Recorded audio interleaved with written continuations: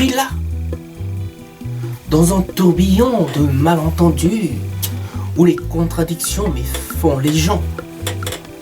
Par quoi le pouvoir inquiète, et sur toute l'étendue de la planète. Pas du tout net, qu'on en vient là, mais à s'en inquiéter, quitte à se demander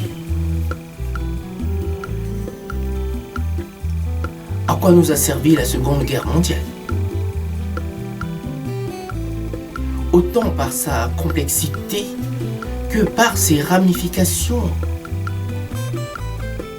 aux enjeux plus que loufoques, pour ne pas dire psychédéliques.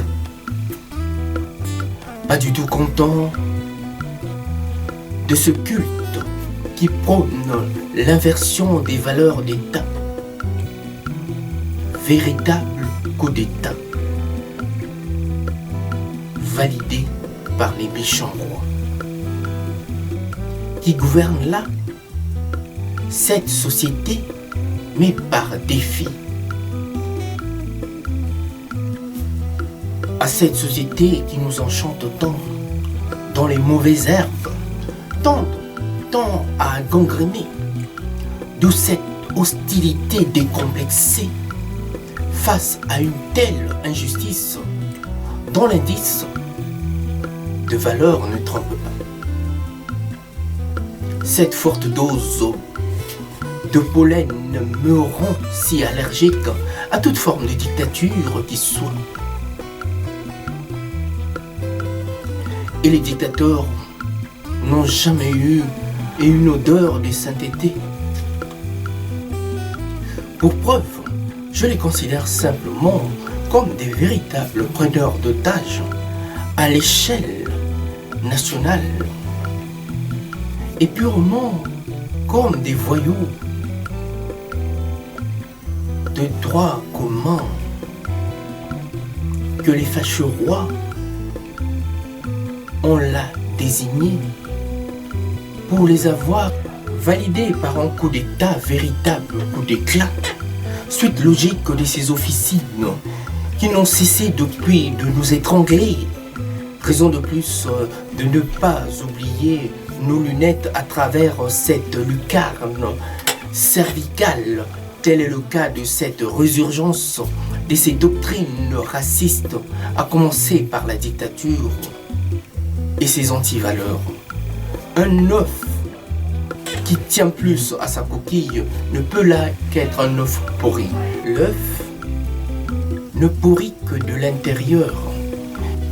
Et les pouvoirs deviennent là de plus en plus vicieux, chopés sans doute par l'avarice, un mode opératoire à la mode, par quoi se distinguent nos chers leaders et dictateurs, au point là de subtiliser la raison au profit du mal, au nom de l'intérêt roi, véritable usurpateur qui a relégué au second plan le devoir régalien des Nations Unies, qui porte sur la notion même de droit de l'homme avant toute autre chose. Par la même occasion, vide là l'Organisation des Nations Unies de sa substance en le faisant plier aux règles du marché, sans même qu'elle ne se rende compte, à moins que l'on a toujours été complice. Voilà qu'on a fait de la controverse toute une théorie. À l'échelle d'une philosophie qu'on voudrait transformer en dogme. Une controverse, véritable pensée de vilain petit canard, qui, depuis, ne cesse là de nous terroriser. Et par quoi ils nous contraignent et voudraient qu'on se plie à leurs caprices. Franchement, c'est le monde à l'envers, véritable inversion de valeurs au point de les voir dépourvus de toute humanité, font-la plier la raison de sa conviction pour servir simplement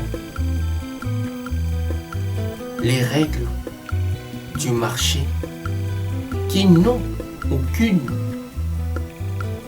philosophie si ce n'est que la loi du plus fort.